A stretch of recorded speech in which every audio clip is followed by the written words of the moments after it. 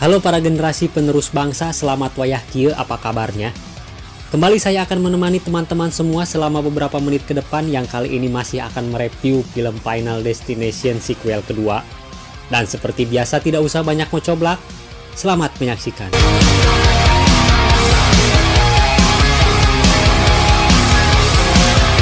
Satu tahun setelah kecelakaan pesawat bernomor 180 tujuan Paris, Prancis yang menewaskan 40 siswa, diceritakanlah seorang gadis bernama Kimberly, dan biar akrab saya panggil saja namanya Kim.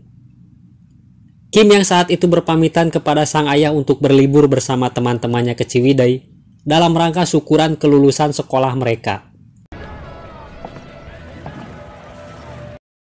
Saat mobil yang ditumpangi Kim dan teman-temannya memasuki pintu tol, tiba-tiba mereka dikagetkan kemunculan seorang tunawisma mengetuk-ngetuk kaca mobilnya. Tidak mewaro si ibu tunawisma itu, Kim lalu melanjutkan perjalanannya.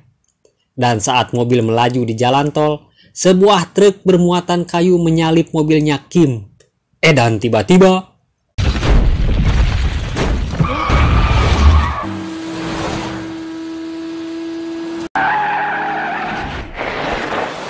kayu-kayu itu pun terlepas dari rantai pengikatnya yang mengakibatkan terjadinya kecelakaan beruntun. Kim pun kehilangan kendali karena rewas sehingga mobilnya tigugulitik. Dan tiba-tiba lagi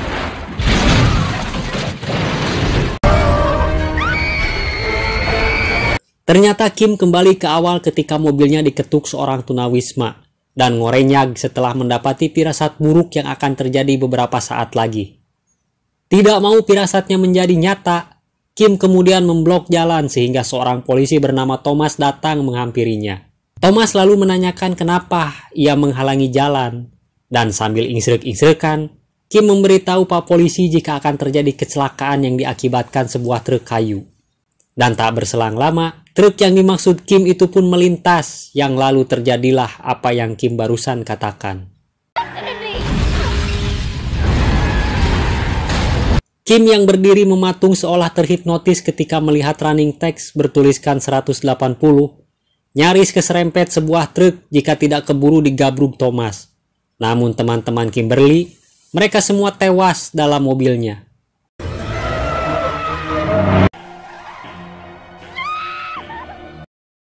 Singkat cerita, mereka yang kendaraannya tadi diblokir Kim, dibawa ke kantor polisi untuk dimintai keterangan. Di hadapan mereka, Kim mengatakan bahwa ia mendapat penerawangan yang seolah dirinya berada di detik-detik saat kecelakaan terjadi. Terlebih hari ini tepat setahun tragedi kecelakaan pesawat bernomor penerbangan 180. Eugene menambahkan, di antara mereka ada yang selamat dari penerbangan itu, dan semua tampak normal seperti sedia kala.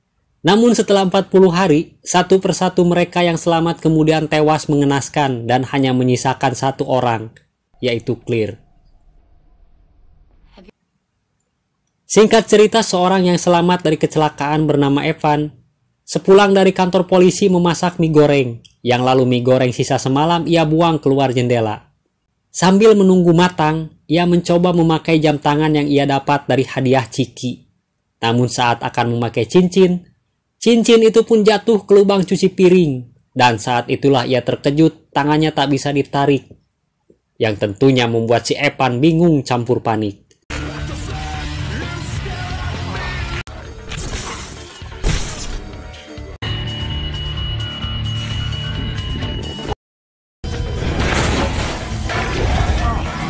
Berhasil melepaskan tangannya, Evan lalu berusaha memadamkan api, tapi karena api semakin membesar, ia pun keluar jendela. Dan tiba-tiba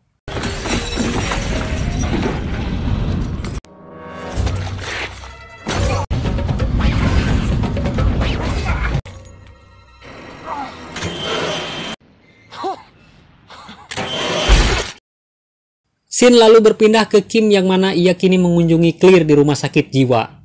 Claire mengungkapkan bahwa apa yang Kim alami sama seperti apa yang Claire rasakan setahun belakangan ini. Termasuk bagaimana ia kehilangan Alex yang tewas di hadapannya karena tertimpa runtuhan batu bata. Kim lalu meminta untuk menghilangkan apa yang Clear sebut kutukan kematian. Karena menurut Kim, dirinya masih muda dan jomblo serta belum nikah dan belum siap menghadapi kematian. Clear yang mendengarnya tidak dapat berbuat banyak karena bagaimana mau menolong Kim. Clear saja saat ini sembunyi di RSJ yang konon untuk menghindari kematian.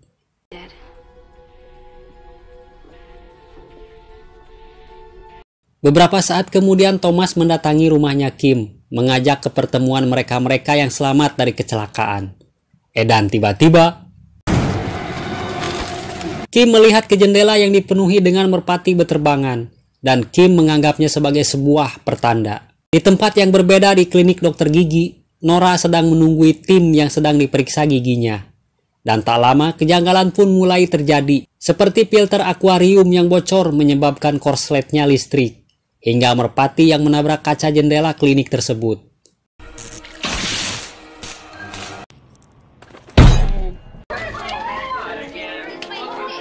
Singkat cerita, Thomas dan Kim datang ke klinik sambil meneriaki Nora dan tim yang saat itu baru keluar dari gedung untuk menjauhi merpati.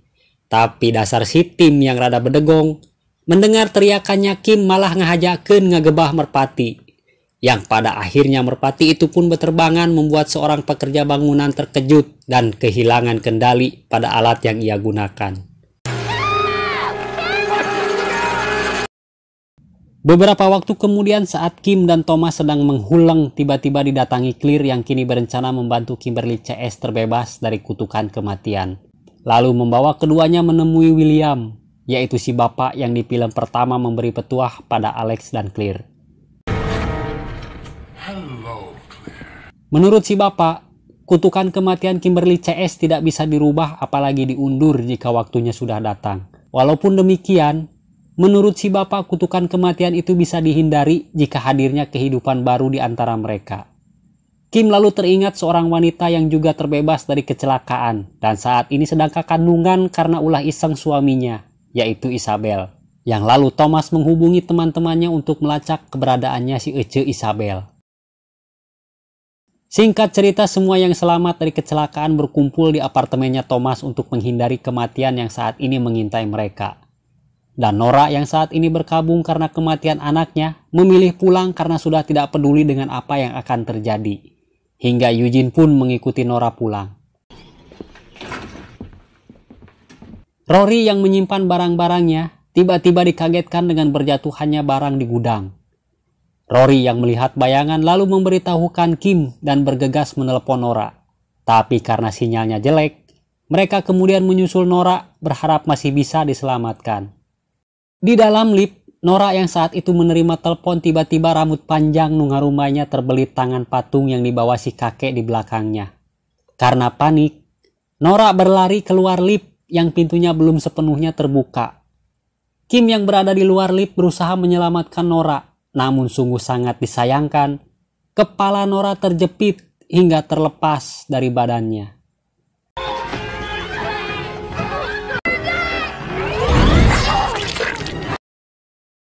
Beberapa waktu kemudian Thomas menerima kabar jika Isabel telah diketemukan dan saat ini sedang dibawa ke rumah sakit karena akan segera melahirkan. Semua hadirin yang berada di apartemen kemudian bersegera menyusul Isabel, tapi karena mobil yang mereka tumpangi nyaris beradu banteng, Kate membanting mobil ke sebuah peternakan yang membuat Eugene terluka, sementara Kate tak bisa keluar karena tubuhnya terhalang kayu.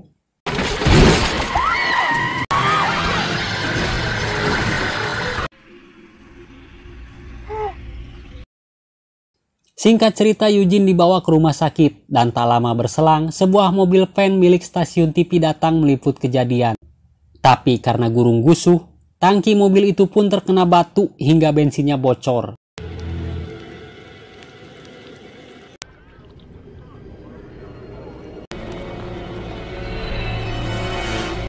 Dua orang petugas kemudian mencoba mengeluarkan Kate dengan alat pemotong baja yang saat itu Kate sedang merokok surutu kulit.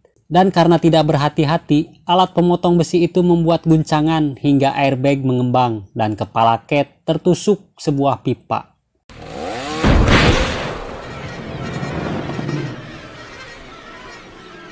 Surutunya Kate pun jatuh mengenai ceceran bensin, kemudian meledakkan mobil yang ia tumpangi. Hingga pagar kawat di samping mobil itu terbang dan mengenai Rory yang berdiri tak jauh dari lokasi ledakan.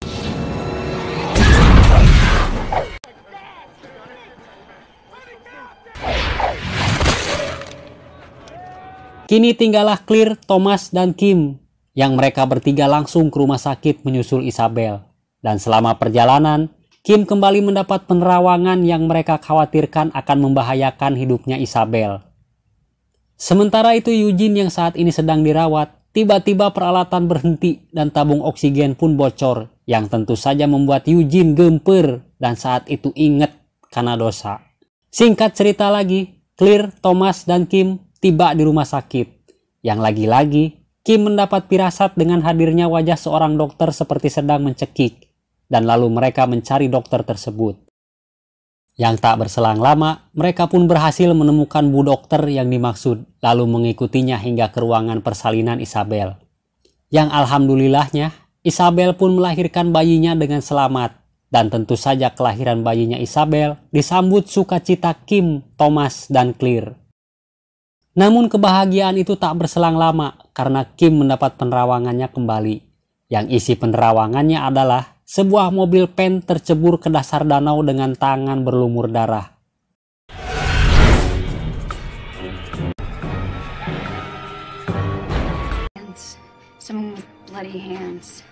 Claire lalu ke ruangannya Eugene, yang saat pintu dibuka,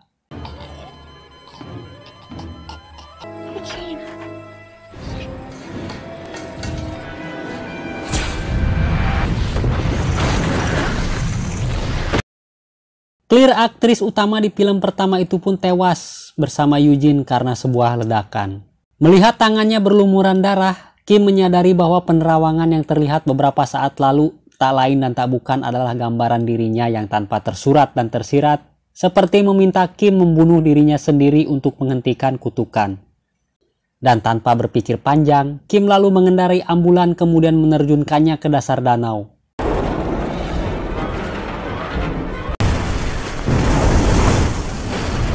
Thomas kemudian anjlok ke dasar danau menyelamatkan Kim yang kini terjebak di dalam ambulan.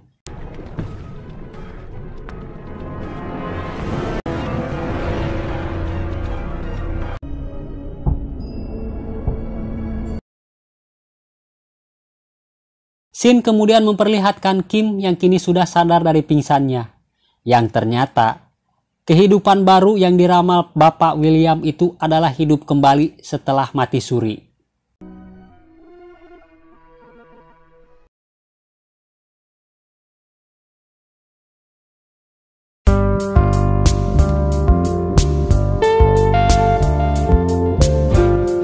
Seperti yang sudah saya sampaikan di film pertama, hikmah atau pelajaran dari film ini yaitu, jika waktunya sudah datang, maka kematian itu tidak bisa diundur apalagi ditukar dan tidak bisa ditawar-tawar.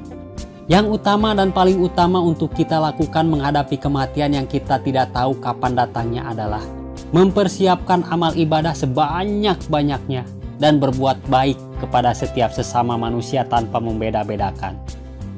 Itu saja alur cerita film kali ini. Terima kasih sudah menyaksikan, tetap sehat, dan sampai jumpa.